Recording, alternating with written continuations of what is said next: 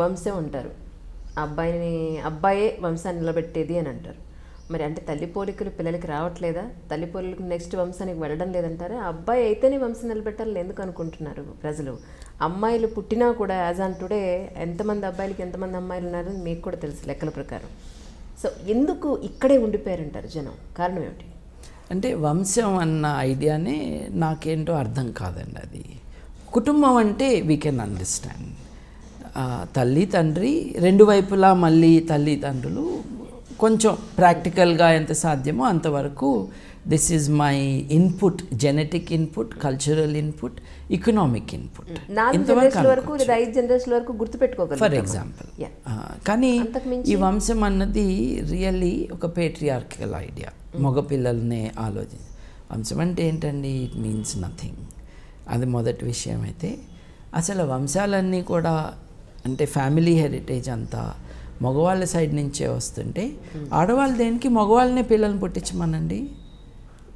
అంటే ఉమెన్ యొక్క contribution, participation in family life or in the generation, the creation of the next generation, progeny, ఇదంతా కూడా విస్మరించిన ఒక cultural social approach and attitude.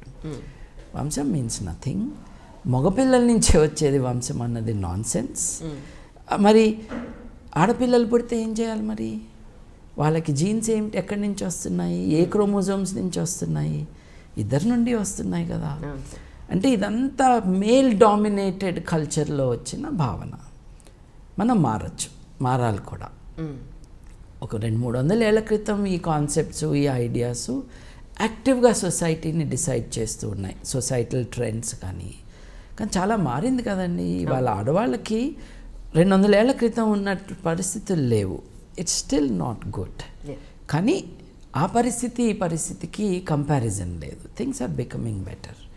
ఈ process of evolution మన ఆడవారు అంటే మన తల్లులు, మన చెల్లెలు, మన అక్కలు, లేకపోతే భార్యలు, అంటే ఒకళ్ళకి చాలామంది భార్యలు కాదండి, మన లైఫ్ పార్ట్నర్స్,